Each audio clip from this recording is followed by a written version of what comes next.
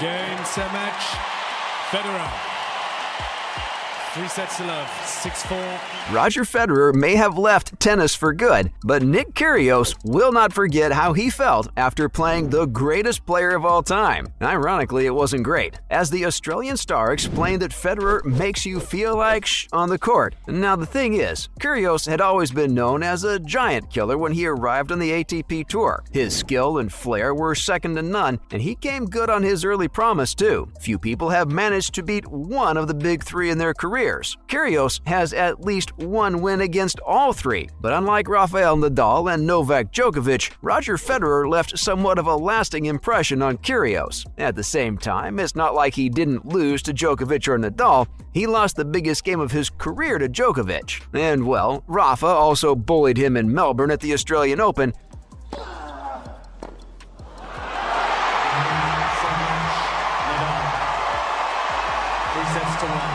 However, despite those losses, the 6 that he suffered against Federer were something else entirely. Kyrgios explained that losing to Federer wasn't like any other loss. It made you feel like, I mean, I can understand. He lost 6 consecutive games to Federer.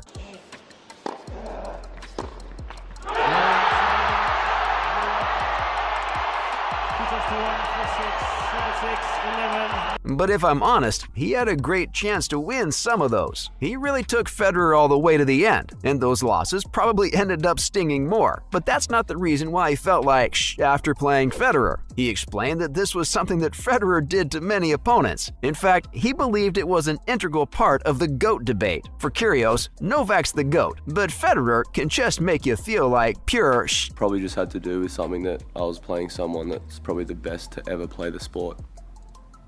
I don't think it was a lack of shot selection or lack of discipline. He believes that Federer's role in the GOAT debate goes beyond his achievements on the tennis court. Kyrgios added that without him, there would be no Nadal or Djokovic, and he remains eternally grateful for Federer as he helped bring so many fans to tennis. But that doesn't mean he's discounting what Federer was capable of doing to opponents on the tennis court.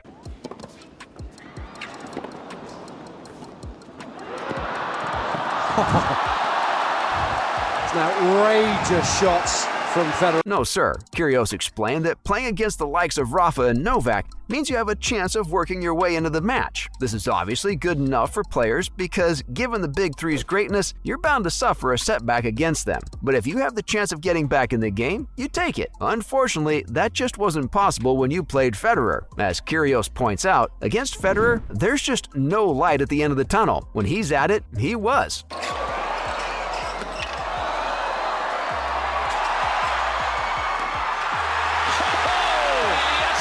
For the good part of 20 years and more, there's absolutely no hope for you. Nick said that playing against Federer, he felt like the court was so small. Out of the other 3 guys, Federer can make you feel really bad. And he makes you want to leave the court. You know, he can make things seem really quick and the court's really small when Nadal and...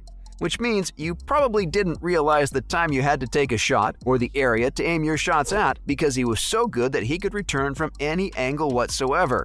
Darn it, it was a winner, that return.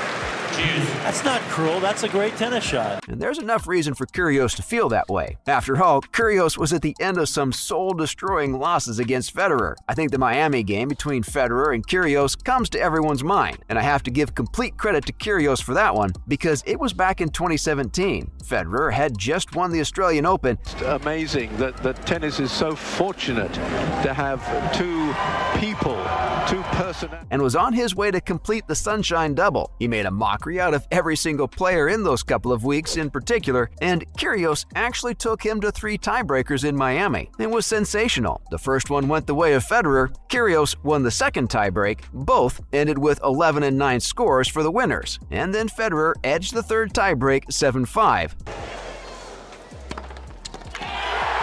Roger Federer wins what will surely go down as one of the matches. But I remember watching that match very vividly. Kyrgios probably felt that he'd done more than enough on many occasions, only for Federer to win points breaking out of jail. It was outrageous. And when Nick really did have him in a box, with no possible escape and so much pressure on Roger, he just took his game to the next level in that tiebreak and recorded one of the most impressive wins of all time. But that was hardly the only time, as Federer-Kyrgios played played out another thriller at the Laver Cup in Czech Republic back in 2017. This time, with the help of John McEnroe and Team World, Kyrgios took his revenge by winning the first set 6-4. Then he played out the perfect game on serve to take the game to a tiebreak, which he actually led, only for Federer to come up with the impossible and win the tiebreak to force a third set tiebreak. That too ended up being a stunner, with Federer completely dismantling Kyrgios and taking the win. And for what it's worth, Federer in his late 30s at that point did the same to Kyrgios once more in Stuttgart. He had lost the first set tiebreak, and then, on grass as you'd expect, Federer completely changed the game. He went a level up, effortlessly, and destroyed Kyrgios, taking home the game with relative ease. It almost felt as if that first set win was a year ago, but once more, that isn't the only reason Kyrgios probably feels that way. Federer also showed off by producing some one-sided displays against Nick. I guess I don't need to remind anyone of that meme material picture from Nick when Federer got that around the net shot winner against him at the US Open, right? But that was hardly the most impressive thing that Federer did in New York that day. He took Kyrgios to the cleaners. That first set ended 6-4 for Federer,